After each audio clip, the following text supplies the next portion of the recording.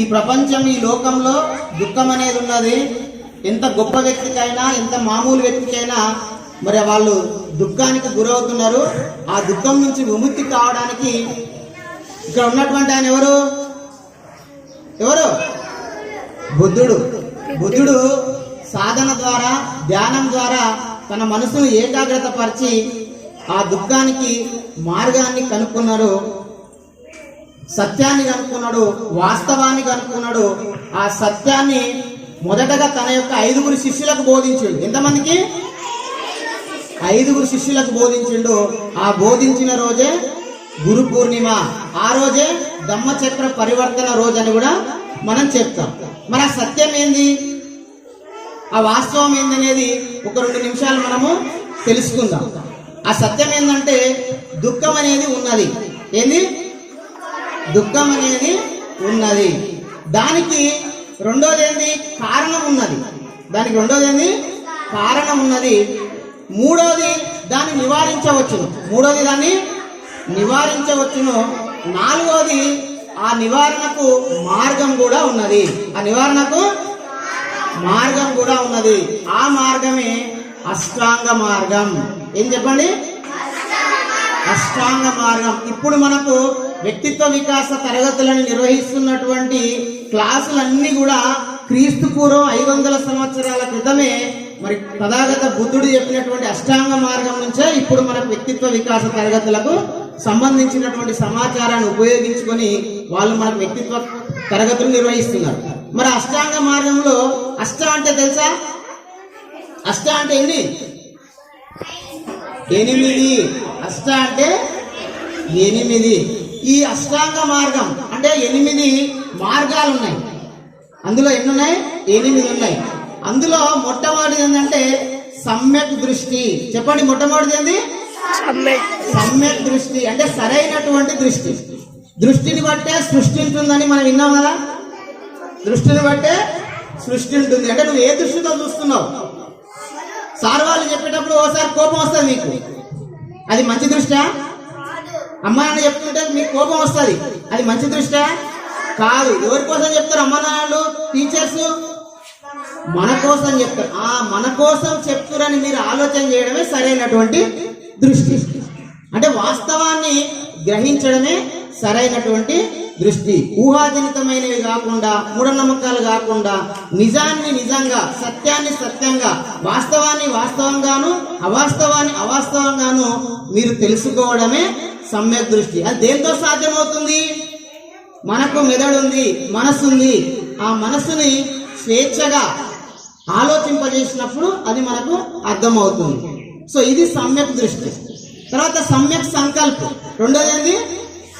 సమ్యక్ సంకల్పం అంటే ఏంది? పట్టుదల. సంకల్పం అంటే పట్టుదల. ప్రతి ఒక్కరికి కూడా అనిపిస్తుంది, నేను ఐఏఎస్ కావాలనుకుంటున్నా, ఐపీఎస్ కావాలనుకుంటున్నా, డాక్టర్ని కావాలనుకుంటున్నా, ఇంజనీర్ కావాలనుకుంటున్నా అని అనిపిస్తుంది. మరి ఉత్తగానే అవుతుందా? అది కాదు. దానికి ఏం చేయాలి? పట్టుదల ఉండాలి. పట్టుదల అంటే పూర్తయ్యే వరకు విశ్రమించకూడదు. అది సక్సెస్ అయ్యే వరకు కూడా విశ్రమించకుండా చేయాలి. అంటే ఈ యొక్క ఏవైతే ఇవి ధ్యేయాలు, వాంఛలు, ఆకాంక్షలు ఉన్నాయో అవి ఉన్నతమైనవి కావాలంటే, ప్రశంసనీయమైనవి కావాలంటే మనకు సంకల్పం అవసరము. అట్లా సంకల్పంతో మనము పని చేయాలి. మూడోది సమ్యక్ వాక్. వాక్ అంటే తెలుసా? మీకు? వాక్ అంటే మాట. వాక్ అంటే ఏంటిది? మాట. సమ్యక్ అంటే సరైనటువంటి మాట. మనం అంటాం నోరు మంచిదైతే ఊరు మంచిది అవుతుంది అంటాం కదా. అంటే మనం నోరు మంచిగా ఉండాలి. ఏదైనా ఒక మాట అన్నాం అనుకో, దాన్ని తిరిగి తీసుకోగలమా? తిరిగి తీసుకోలేము. చాలా శక్తివంతమైనది మాట.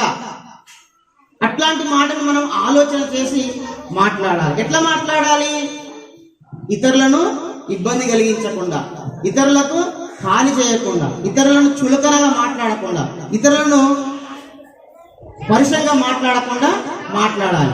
అంటే వాస్తవాన్ని మాట్లాడాలి, సత్యాన్ని మాట్లాడాలి. అంతేగాని మళ్ళా ఒకసారికి భయపడి, ఇంకొకరికి భయపడి వాళ్ళ మెప్పు కోసం మనం అవాస్తవాలు మాట్లాడకూడదు. అంటే సత్యాన్ని మాట్లాడాలి. మూడవది వాక్యే కాదు, సమ్యక్ నాలుగోది సమ్యక్ కర్మ. కర్మ అంటే తెలుసా మీకు? ప్రవర్తన. కర్మ అంటే ఏంది? ప్రవర్తన. ప్రవర్తన ఎట్లుండాలి? ప్రవర్తన ఏమంటారు ఇంగ్లీష్ లో? బిహేవియర్. ఏమంటారు? బిహేవియర్. మన ప్రవర్తన బాగుండాలి. ఎట్లుండాలి ప్రవర్తన? అరే లాస్ట్ లో పిల్లలు వింటలేరు. ప్రవర్తన ఎట్లుండాలి మనది? మంచిగా అంటే ఎట్లా?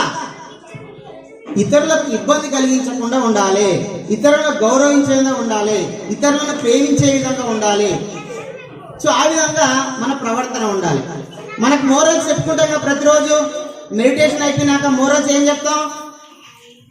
ఐ డోంట్ కిల్ అంటే నేను చంపను, అంటే వేరే వాళ్ళను హింసించను, వేరే వాళ్ళను బాధ పెట్టను అని చెప్తాం. తర్వాత రెండోది ఏంది? ఐ డోంట్ స్టీల్ అంటే దొంగతనము చేయను, ఇతరుల నుంచి అడగకుండా ఏ వస్తువులు తీసుకోను. మూడోది ఏంది? ఐ డోంట్ కమిట్ అడల్టరీ అంటే కామపు దురాలవాట్ల జోలికి నేను వెళ్ళను, అంటే వివాహేతర సంబంధాలు గాని లైంగికంగా వేరే వాళ్ళని వేధించడం గాని చేయను. అందరినీ మనం ఎట్లుండాలి? సోదర భావంతో చూడాలి, సోదరి భావంతో చూడాలి. నాలుగోది ఏంటిది? ఫోర్త్ ఏంటిది? ఐ డోంట్ లై అంటే అబద్ధాలు చెప్పను, వాస్తవాన్ని చెప్తాను. ఐదోది ఏంటిది? ఐ డోంట్ టేక్ ఇంటాక్సికెంట్స్ అంటే మన మెదడుకి మత్తు కలిగించే ఎలాంటి మత్తు పదార్థాలు తీసుకోను. ఒకవేళ మత్తు పదార్థాలు తీసుకున్నాం అంటే ఏమైతుంది? మన మెదడు మన కంట్రోల్ ఉంటామా? ఎట్లా నడుస్తాం? ఊపుకుంటూ వస్తాం. ఇంట్లో చేంజ్ చేస్తాం. మనం తాగినప్పుడు మన నాన్న వాళ్ళు ఏం చేస్తారు? ఇంట్లో గొడవ పడతారు, తిడతారు, మళ్ళీ ఉదయం లేచి నేను చేసినారా అంటారు. అంటే అట్లా ఉంటుంది మత్తు ఉంటే. కాబట్టి మత్తు పదార్థాలు తీసుకోదు. దానివల్ల మనకు ఆరోగ్యం పాడవుతుంది, మన డబ్బులు పోతాయి, సమాజంలో విలువ పోతుంది, ఇతరులకు నష్టం కలిగిస్తాం సమాజానికి. సో కాబట్టి మత్తు పదార్థాలు తీసుకోదు. ఇట్లా ఉండాలి ప్రవర్తన. ఇవన్నిటి అనుకూలంగా మనము ప్రవర్తన అనేది ఉండాలి. ఇతరుల పట్ల గౌరవంగా, మర్యాదపరంగా, ప్రేమగా ఉండాలి. సో ఇది మనకు కర్మ. తర్వాత సమ్యక్ అజీవక. అజీవక అంటే మనకు ఒకటి ఉంది, కోటి విద్యలు దేనికోసం? కూటి కోసం. అంటే ఏ చేసినా, ఇప్పుడు మేము టీచర్ జాబ్ చేసినా ఫ్రీగా చేస్తున్నావా? లేదు, మాకు కూడా డబ్బులు ఇస్తారు గవర్నమెంట్. ఓకేనా? మీ వాళ్ళు సెలకల్లా పని చేస్తారు, ఫ్రీగా చేస్తురా? లేదు, మీ వల్ల కూడా డబ్బులు ఇస్తారు. అంటే మనం ఏ పని చేసినా, ఏ పని doctor, teacher, collector, PM, CM, ఎవరైనా సరే, అటెండరు, ఎవరైనా సరే దేనికోసం? డబ్బు కోసమే చేస్తారు. ఆ డబ్బు ఎందుకు? మనము ఆకలి తీసుకోవడానికి చేస్తారు. మరి ఇట్లాంటి పనులు ఎట్లుంటాయి? కొన్ని మంచివి ఉంటాయి, కొన్ని చెడ్డ ఉంటాయి. మరి చెడ్డ పనులు అంటే ఏంటివి? వేరే వాళ్ళను మోసం చేయడము, వేరే వాళ్ళను అన్యాయం చేయడము, వేరే వాళ్ళను బాధ పెట్టడం, ఇవి చెడ్డ పనులు. అంటే మనం చేసే పని చివర్లా మనం చేసే పని ఎట్లుండాలి? ఇట్లా వేరే వాళ్ళను హాని కలిగించకుండా, మోసం చేయకుండా మనం సంపాదించుకోవాలి. అది సమ్యక్ అజీవక. తర్వాత సమ్యక్ వ్యాయామం. వ్యాయామం అంటే ఏంది? కృషి, శ్రమ. మనం చాలా మంది అనుకున్నాం ఐఏఎస్, ఐపీఎస్ కావాలని. ఉత్తగానే అవుతామా? కళ అంటే అవుతామా? ఏం చేయాలి మరి? ప్రతిరోజు ప్రయత్నం చేయాలి, ప్రతిరోజు కృషి చేయాలి. నేను ఉత్తగానే అనుకుంటా పంత అంటే కలెక్టర్ అవుతామా? కళలో అవుతాం, నిజంగా కావు. నిజంగా కావాలంటే ఏం చేయాలి? ప్రతిరోజు ప్రయత్నం చేయాలి, ప్రతిరోజు కొత్త విషయాలు తెలుసుకోవాలి, ప్రతి రోజు సార్ వాళ్ళు చెప్పింది చేయాలి. సో అట్లా మనం సరైనటువంటి కృషి చేయాలి. తర్వాత సమ్యక్ స్మృతి. సమ్యక్ స్మృతి. స్మృతి అంటే ఏంది? ఎరుకతో ఉండడం, అలర్ట్గా ఉండడం, కాన్షియస్ గా ఉండడం. అనుక్షణము మనం కాన్షియస్ గా ఉండడం, ఎల్లప్పుడూ కూడా జాగ్రత్తగా ఉండడం. సో దాన్ని మనము స్మృతి అంటాం. ఫర్ ఎగ్జాంపుల్ సార్ వాళ్ళు చెప్పారు, అరే చెడు బ్యాడ్ వర్డ్స్ యూజ్ చేయొద్దని చెప్పారు. కానీ ఏం చేస్తాం? కొన్నిసార్లు మనం అనుకోకుండా బ్యాడ్ వర్డ్స్ యూజ్ చేస్తాం. మరి అట్లా యూజ్ చేయకూడదు అంటే ఏం చేయాలి? సార్ వాళ్ళు చెప్పింది ఎప్పుడు కూడా మీ మైండ్ లో ఉండాలి. బ్యాడ్ వర్డ్స్ యూజ్ చేయొద్దు, బ్యాడ్ వర్డ్స్ యూజ్ చేయొద్దు. అమ్మ నాన్నను రెస్పెక్ట్ చేయాలి, చిన్నవాళ్ళను ప్రేమించాలి, పెద్దవాళ్ళను గౌరవించాలి. ఇవన్నీ మీ మైండ్ లో ఉండాలి. ఉండడమే కాదు, ఇంప్లిమెంటేషన్ లో ఉండాలి. అట్లా ఉంటేనే మనము జాగ్రత్తగా ప్రతి సందర్భంలో మనకు కాన్షియస్ ఉంటాం. ఇప్పుడు మందు తాగొద్దని అనుకుంటారు మనోళ్ళు కూడా, పెద్దోళ్ళు అంటే అమ్మ నాన్న వాళ్ళు. కానీ మన ఫ్రెండ్ వచ్చిండు, చుట్టం వచ్చిండు, బగ్గం వచ్చిండు అని తాగుతారు. తాగొద్దు అంటారు, కానీ మళ్ళీ చుట్టం వచ్చిందని తాగుతారు. అంటే మరి తాగొద్దన్న దానికి ఆ తాగిన దానికి ఏమన్నా పొందడం ఉందా? లేదు. అట్లా ఉండొద్దంటే గుర్తు రావాలి. చుట్టం వచ్చినా, బగ్గం వచ్చినా, ఇంట్లో మనిషి వచ్చినా, బాధ వచ్చినా, సంతోషం వచ్చినా నేను అనుకున్న నియమాలు దాటొద్దు, దానికి కట్టుబడి ఉండాలి, దాని మీద నిలబడాలి. అదే సమ్యక్ స్మృతి అన్నాడు. ఎప్పుడు కూడా దానిపైన మనము ఉండాలి. ఇంకా చివరిది ఉంది, లాస్ట్ సమ్యక్ సమాధి. సమ్యక్ సమాధి అంటే ఏకాగ్రత. ఏకాగ్రత అంటే తెలుసా మీకు? మన మనసుని అదుపులో ఉంచుకొని ఒకే పని పైన మన మనసుని కేంద్రీకరించడాన్ని ఏకాగ్రత అంటాం. మరి ఈ ఏకాగ్రతను కూడా కొన్ని డిస్టర్బ్ చేస్తుంటాయి. 5 అంశాలు డిస్టర్బ్ చేస్తుంటాయి. లోభం. లోభం అంటే తెలుసా మీకు? లోభం అంటే ఏంటి తెలుసా ఎవరికైనా? లోభం అంటే ఏంది? నమ్మకమా? లోభం అంటే అత్యాశ. లోభం అంటే ఏంది? గ్రీడినెస్, అత్యాశ, ఎక్కువ ఆశ అన్నట్టు. దురాశ దుఃఖానికి చేటు మనం చదువుకున్నాం కదా. సో అది కూడా మంచిది కాదన్నట్టు. తర్వాత లోభం తర్వాత ద్వేషం. ద్వేషం అంటే ఒక పక్కోనికి మంచి మార్కులు వస్తున్నాయి అని అసూయ పడితే మీకు ప్రయోజనం ఉంటుందా? ఏం చేయాలి? మీరు కూడా బాగా చదవాలి. ద్వేషం కూడా మంచిది కాదు. తర్వాత సోమర్తనం. సోమర్తనం అరే ఆ చివరి ఉందో వినాలి. సోమర్తనం అంటే పోస్ట్పోన్మెంట్, లేజినెస్.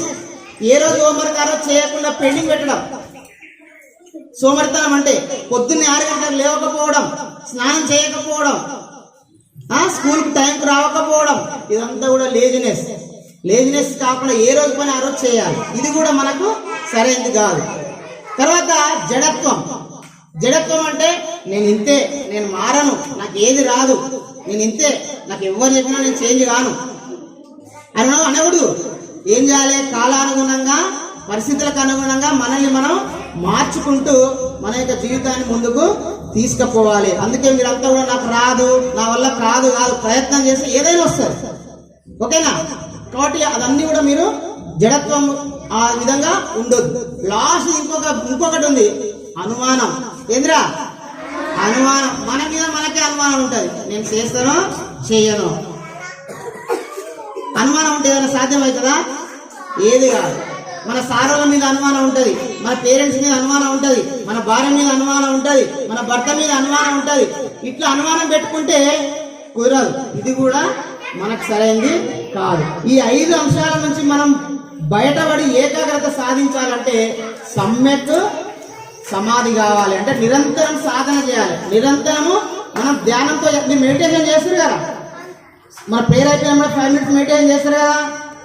అట్లా ఒక 5 నిమిషాలు చేయడం కాదు, సాయంత్రం మళ్ళీ పోయి మెడిటేషన్ చేయాలి. మీకు ఎప్పుడు సమయం ఫ్రీ ఉంటే అప్పుడు మెడిటేషన్ చేయాలి.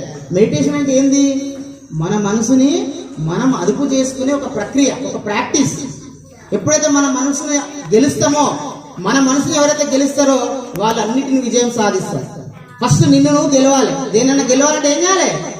నిన్ను నువ్వు గెలవాలి, మనల్ని మనం గెలవాలి. గెలవడం అంటే మన మనసుని మనము అదుపులో పెట్టుకోవాలి. అట్లా చేయడం ద్వారా మనము దుఃఖ విముక్తి అయితమని ఇగో ఈ తథాగత బుద్ధుడు చెప్పిండు. ఆ చెప్పిన వాళ్ళ 5 శిష్యులకు చెప్పిన దాన్ని మరి గురు పూర్ణిమ సందర్భంగా చెప్తున్నాం. ఈ సత్యాన్ని మనము ధర్మం అని చెప్తున్నాము. ఈ బౌద్ధ ధర్మము కులాలకు, మతాలకు, ప్రాంతాలకు, ఆడ మగ తేడా లేకుండా విశ్వవ్యాపితమైంది తథాగత బుద్ధుడు చెప్పినటువంటి ధర్మం. బుద్ధిజం. బుద్ధిజం అంటే ఒక మతం కాదు. బుద్ధిజం అంటే బుద్ధి అంటే ఏదిరా? బుద్ధి అంటే ఏంది? తెలివి. బుద్ధి ఎవరికి ఉంటుందో వాళ్ళందరూ కూడా బుద్ధిస్టులే. బుద్ధి ఎవరికి ఉంటుందో వాళ్ళందరూ కూడా బుద్ధిస్తులే. ఆ బుద్ధిని, ఆ తెలివిని, ఆ జ్ఞానాన్ని మనం ఆచరణలో పెడితే మనకు మనం ఎదుగుతాం. నిన్ను తెలుసుకొని నిన్ను ఒక గొప్ప స్థాయికి నిలబెట్టేదే బుద్ధుడు చెప్పినటువంటి ధర్మం. అట్లాంటి ధర్మము మరి తన 5 శిష్యులకు చెప్పినటువంటి రోజు ధమ్మచక్ర పరివర్తన దినము. దాన్నే గురు పూర్ణిమ అని చెప్పుకుంటాం.